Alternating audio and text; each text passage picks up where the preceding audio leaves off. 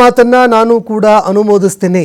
ಬೇಳೂರು ಗೋಪಾಲಕೃಷ್ಣ ಅವರು ಏನು ಹೇಳಿದ್ದಾರೆ ಅದನ್ನ ಸರಿಯಾಗಿ ಹೇಳಿದ್ದಾರೆ.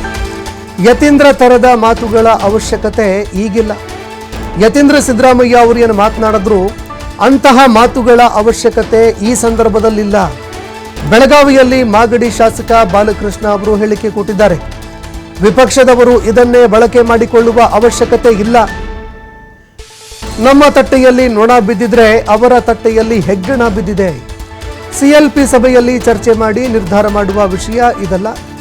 ಹೈಕಮಾಂಡ್ ಸ್ಟ್ರಾಂಗ್ ಆಗಿದೆ. ಎಲ್ಲ ತೀರ್ಮಾನ ಹೈಕಮಾಂಡ್ನವರೇ ಮಾಡ್ತಾರೆ. ನಮ್ಮ ನಾಯಕರ ಪರವಾಗಿ ಬ್ಯಾಟಿಂಗ್ ಮಾಡುವಂಥದ್ದು ಸಹಜ. ತಮ್ಮ ನಾಯಕರ ಪರವಾಗಿ ಬ್ಯಾಟಿಂಗ್ ಮಾಡ್ತಾ ಇದ್ದಾರಷ್ಟೇ, ಅದು ತಪ್ಪು ಅಲ್ಲ. ಬೆಳಗಾವಿಯಲ್ಲಿ ಮಾಗಡಿ ಶಾಸಕ ಬಾಲಕೃಷ್ಣ ಹೇಳಿಕೆ ಕೊಟ್ಟಿದ್ದಾರೆ.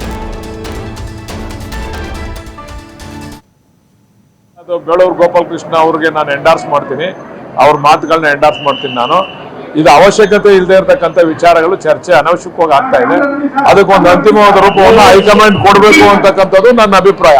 ನಮ್ಮ ಅಭಿಪ್ರಾಯ ಹೇಳ್ತಾ ಇದೀವಿ ಅಷ್ಟೇ. ನಮ್ಗಿನ ನಾನು ಹೇಳುವ ನಮ್ಮ ತಟ್ಟಲ್ಲಿ ಬರೀ ನೊಣ ಬಿದ್ದದೆ, ಬಿಜೆಪಿ ಅವ್ರ ತಟ್ಟಲ್ಲಿ ಹೆಗರಾಣೆ ಬಿದ್ದದೆ. ನೋಡ್ರಿ, ಇದು ಚರ್ಚೆ ಮಾಡ್ತಕ್ಕಂಥ ವಿಚಾರ ಅಲ್ಲ.